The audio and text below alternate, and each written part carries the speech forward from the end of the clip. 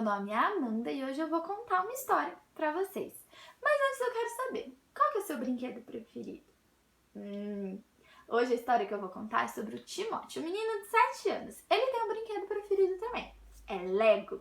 Ele adora construir castelos, caminhões, aviões, brinquedos de todo tipo com o seu Lego.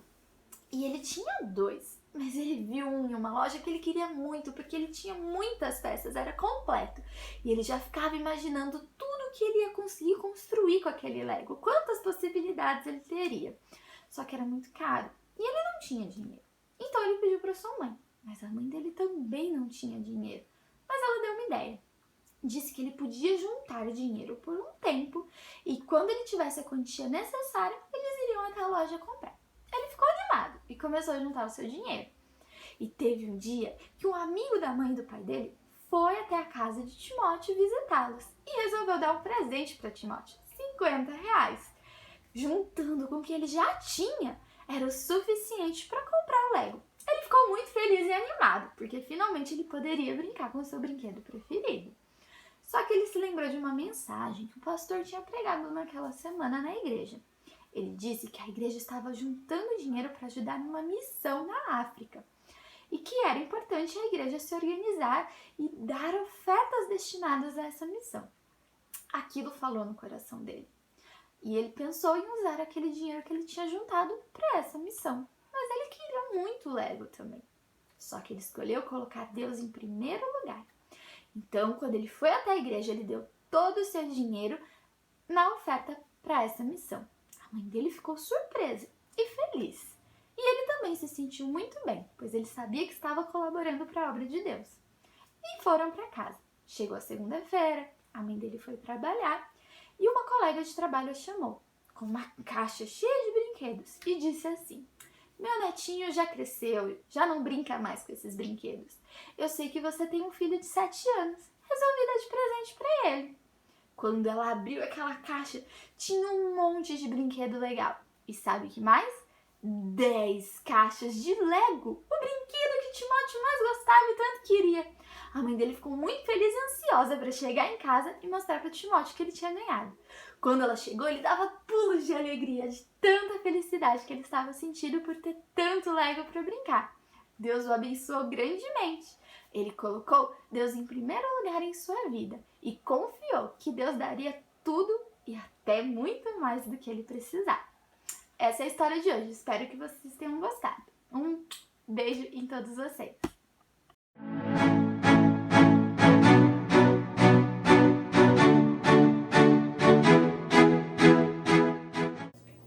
Olá meus amigos, tudo bem com vocês? Meu nome é Eric e eu estou aqui para compartilhar com vocês um pouco da Palavra de Deus. Nós estamos na semana de mordomia e hoje eu quero estudar com vocês a história de Jacó para aprendermos um princípio muito importante. Mas antes da gente seguir com o nosso estudo aqui, eu quero orar para que o Espírito Santo nos oriente. Vamos lá? Senhor nosso Deus e Pai, obrigado por tuas bênçãos, obrigado por teu cuidado. Queremos pedir que o teu Santo Espírito nos oriente no estudo da tua palavra neste momento, em nome de Jesus. Amém. Tenho certeza que você já conhece a história de Jacó, não é mesmo? Pelo menos você já ouviu falar desse personagem bíblico que é tão emblemático dentro da narrativa. Jacó, ele era filho de Isaac, que era filho de Abraão.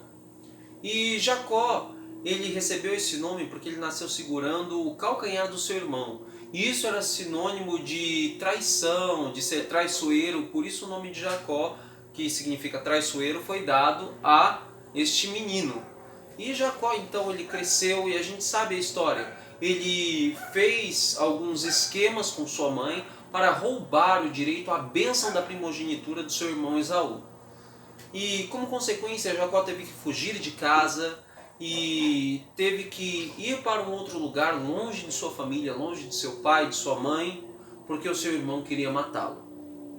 E Jacó, com um peso na consciência por conta dos seus pecados, ele deita num lugar, usa uma pedra como travesseiro, e ali ele tem um sonho de uma escada, onde anjos subiam e desciam do céu. E ali, ele, então, ao acordar do sonho, ele diz: "Essa é a casa de Deus e eu não sabia." E ele chama aquele lugar de Betel, que significa literalmente casa de Deus. E ele faz um voto a Deus naquele lugar, e eu quero ler esse voto com você lá em Gênesis 28, 20 a 22. Vamos lá? Fez também Jacó um voto dizendo: se Deus for comigo, se me guardar nessa jornada que empreendo e me der pão para comer e roupa para que me vista, de maneira que eu volte em paz para a casa de meu pai, então o Senhor será meu Deus, e a pedra que erigi por coluna será a casa de Deus. E tudo quanto me concederes, certamente eu te darei o dízimo. Eu acho interessante essa passagem por alguns pontos. Primeiro, Jacó reconhece que a provisão vem de Deus. Meu irmão, minha irmã, eu quero que você entenda uma coisa. Que tudo que você tem veio de Deus.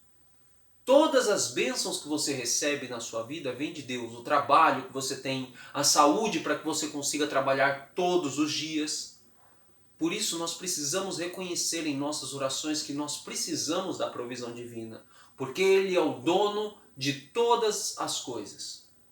E Jacó, reconhecendo que Deus é o dono de todas as coisas, ele decide então dar o dízimo, 10% de tudo aquilo que ele recebesse para Deus em sinal de gratidão. O ato de devolver os dízimos e as ofertas faz parte da nossa adoração a Deus. Se a gente parar para pensar, todos os nossos recursos são de Deus. Mas Ele não pede que nós entreguemos tudo à igreja. E o dízimo também não é usado como uma maneira de barganha com Deus. Jacó não fez isso para conquistar as bênçãos de Deus, mas porque ele acreditava que as bênçãos de Deus viriam. E ele demonstraria gratidão por essas bênçãos, devolvendo os dízimos. Os dízimos representam lealdade na minha adoração, porque eu reconheço Deus como dono de todas as coisas que eu tenho, e como consequência, eu entrego uma parte do que eu recebo, 10% que é o estipulado, para que então a obra de Deus seja mantida e o Evangelho seja levado a todas as pessoas ao nosso redor. Tem pessoas que hoje questionam a importância dos dízimos e das ofertas, mas eu quero te dizer que não existe adoração sem entrega. Quando eu faço reservas com os meus dízimos e ofertas, não querendo entregá-los a Deus, isso é um sinal de egoísmo meu para com Ele. Pense um pouquinho. Que reservas Deus fez ao entregar Jesus na cruz para morrer por mim? Quão pequeno é 10% de tudo aquilo que eu ganho, perto do que Jesus fez por mim e do que Ele me oferece, a salvação. O dízimo não é simplesmente algo que eu entrego na igreja para mostrar que eu sou um bom cristão. É um reconhecimento de que Deus tem prioridade na minha vida. E aqui vai uma dica importante para você.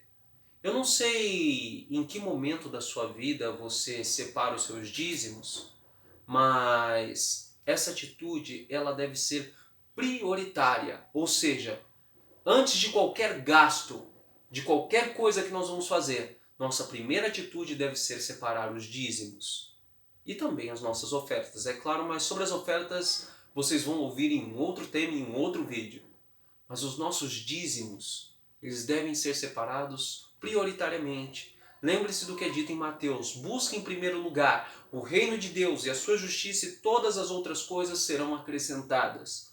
Ou seja, eu coloco como prioridade a parte que é devida a Deus e, como consequência, eu me programo melhor para usar o restante que Deus deixa sob meus cuidados. Lembre-se, Deus não é dono dos 10% que Ele te pede. Ele é dono de tudo. Por isso, você entrega o seu dízimo como um sinal de adoração e de reconhecimento pelo que Deus é e o que Ele faz por você, e ao mesmo tempo, você, ao devolver os seus dízimos e as ofertas, combate o egoísmo que é tão presente no coração humano. E eu posso dizer para vocês, meus irmãos, que Jacó foi muito abençoado por Deus. Não porque ele entregava as suas posses a Deus. Jacó foi abençoado por Deus porque ele permaneceu leal a Ele, e a lealdade fez com que ele permanecesse sob as bênçãos divinas. Não há adoração completa que não exija entrega. Entregar os dízimos e as ofertas, em última instância, é um sinal de entregar o meu coração a Deus, reconhecendo que Ele é o Senhor da minha vida.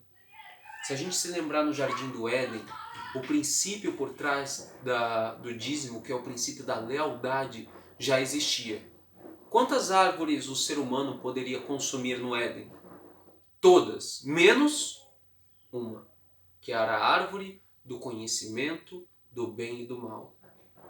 Quando nós negamos a Deus os dízimos, nós estamos incorrendo no mesmo erro que Adão e Eva incorreram no Jardim do Éden. Nós estamos tocando naquilo que é devido a Deus, naquilo que Deus não nos confiou.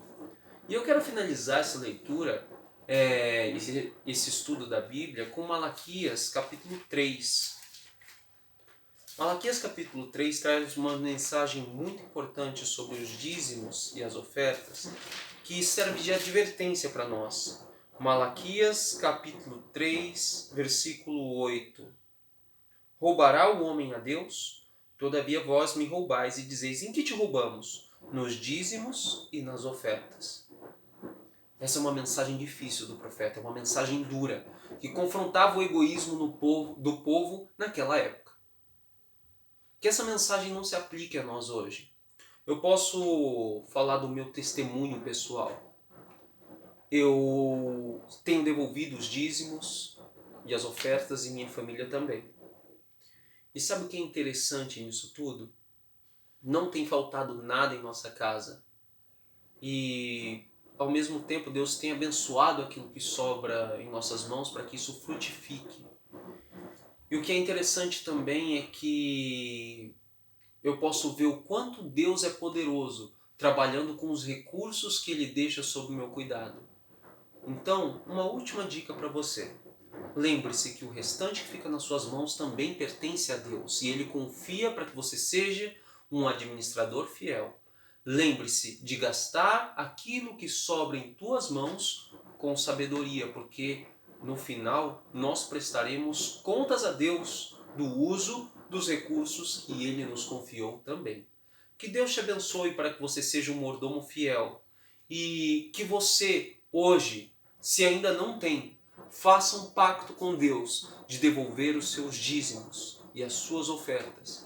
E você será ricamente abençoado, não somente com recursos materiais, mas principalmente com recursos espirituais. Junte tesouro no céu, onde a traça e a ferrugem não corrói. Que Deus te abençoe, que Deus continue trabalhando em sua vida, para que a sua fidelidade seja um testemunho vivo do poder de Deus e assim também conquiste muitas pessoas ao seu redor. Vamos orar? Senhor, abençoa cada um que está vendo esse vídeo agora, para que tome a decisão de ser um mordomo fiel e de te adorar assim como Jacó fez com os dízimos e as ofertas. Pedimos essas bênçãos ao Pai, agradecidos em nome de Jesus. Amém. Até mais, meus irmãos. Fiquem com Deus e Deus abençoe a todos.